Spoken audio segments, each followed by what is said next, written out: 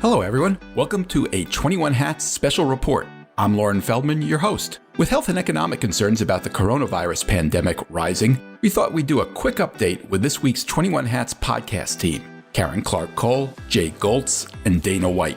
In this mini episode, we talk about how the pandemic has already affected their businesses and what contingency plans they're making. Of course, we will continue to publish our regularly scheduled full episodes every Tuesday. But for now, here's what Karen, Jay, and Dana had to say about the looming pandemic. Let's meet this week's 21 Hats podcast lineup. Back with us today are Karen Clark-Cole, who is CEO of Blink, a user experience research and design firm based in Seattle. Jay Goltz, who has several businesses in Chicago, including a picture frame shop, artist frame service, and a home furnishing store, Jason Home. And Dana White, who's founder of Paralee Boyd, a chain of hair salons based in Detroit. We didn't really plan to talk about this, but I feel we need to address the elephant in the room, and that's all the news that's come out in the last couple of days about the spread of the coronavirus. We had an item in today's 21 Hats morning report about how small businesses in China are really fighting for their lives. Could that possibly happen here? Also, Facebook just canceled its annual developer conference, which was scheduled for San Jose in early May. That's a big deal. They had, I think, something like 5,000 people there last year. And on top of that, Americans apparently are now reluctant to order Corona beer in public because of the coronavirus, believe it or not. I'm curious, how about the three of you? Has this started to affect your businesses? Are you thinking about contingency plans? Karen, how about you? Yes, we are just starting to develop our plan now. So some of our researchers travel around the world interviewing our clients' customers. And so, we're not going to the obvious places like Italy and China right now, but we're developing a broader plan should that affect us nationally or, some of the other places that we're going. And then also some of our clients are postponing projects that would take us to other places, even within the U.S., where there's people coming here, similar to what you heard with Facebook. Have you seen any change in orders for business? Are people pulling back at all from things they do?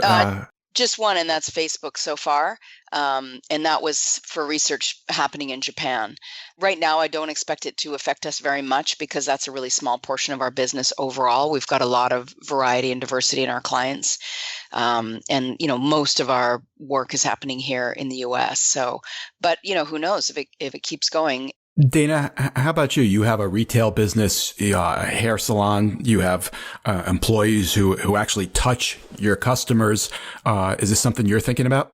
Absolutely. We are meeting on Monday to go over not only our weekly stuff, but to go over how do we stay protected in Paralee Boyd from exposure or potential exposure to the coronavirus. And I think, the state of Michigan already has standards by which we have to perform. So we're constantly sanitizing anyway, barbicide, alcohol, between each guest, the chairs, the bowls, the brushes, all the tools. So we're just going to encourage our staff to wash your hands more, Lysol the front door where that door handle is, because pretty much everything is already pretty disinfected within the salon and things that, especially those things that come in contact with our guests. So, have you had any concerns yet that business might get softer because of this?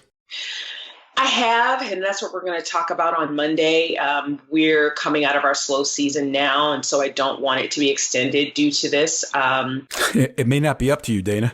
I know, right? We'll see. I think I know that within the salon, it's going to be, clean, and we're going to do our best. For our staff, we're going to let them know if you're feeling any of these symptoms, do not come to work. Please stay at home until you're cleared to come back to work, which we kind of already have in place anyway, because there's so much interaction with so many people. So, Jay, how about you? We go to Italy twice a year to buy picture frame molding, and I'm thinking we're probably going to cancel the trip for two reasons. One is I just read that Northern Italy is really, they're shutting down religious institutions and all kinds of places. They don't want any, crowds together. And two, I got to assume business is going to get a little soft. So I have got lots of inventory, and I know first thing you do is watch your cash. So I'm going to work inventory down a little bit, save some cash. When would you normally have gone to Italy if you were still going to go? We would have gone probably in April.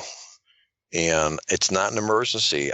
We bring in new stuff for the, fall, but I can easily put that off. When will you make the decision, or have you already made it?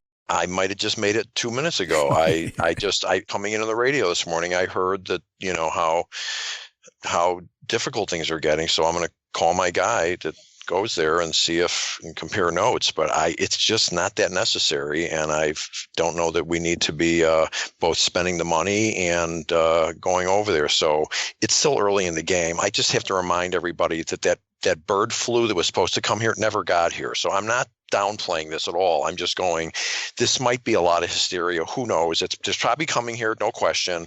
But I don't know that it's going to take over the country and shut everything down. It's already here. Right, but it doesn't mean it's going to shut all our businesses down. And so I just heard this morning, actually, just sort of hot off the press, there's 2 more of our large clients who are stopping travel for all employees. And so we have a big conference next week, and Intel has asked to refund all of their people because they're asking everyone to stop traveling. And then another one in Asia that's stopping work. And then there's a couple of others who are worried about supply chain issues, so they're reducing their spending. Keep in mind the Facebook thing, their international developers were coming here. So you'd think that would be the first thing they would cancel because they're coming from all these countries. So picture framing isn't that big, believe it or not.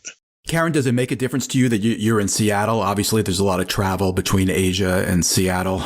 Yeah, I tell you, it's crazy when you're in the airport. You can see it for sure. Because of that, I flew internationally last month, and when I came back in, it looked a little scary. But I haven't heard, I'm not looking at it like that for our business. I'm just looking at our clients who are large international clients. They're making broad policies that will affect us. Okay, well, obviously, this is something that we'll keep talking about as time passes. Hopefully, there will not be the kind of impact that we are concerned about, but obviously, it makes sense to have contingency plans and to be thinking about what could possibly happen. Thanks for listening, everyone. On Tuesday, March 3rd, we will publish part 2 of our special live taping of the 21 Hats podcast with special guest Brian Canlis, who tells the traumatic story of what happened when he and his brother took over their third-generation restaurant from their parents. It did not go well, at least not initially. You don't want to miss this one. This mini episode of the 21 Hats podcast was produced by Jess Duberon, founder of Blank Word Productions. And remember, if you liked what you heard here, tell your friends. Subscribe wherever you get your podcasts. Rate us. Review us. See you next time.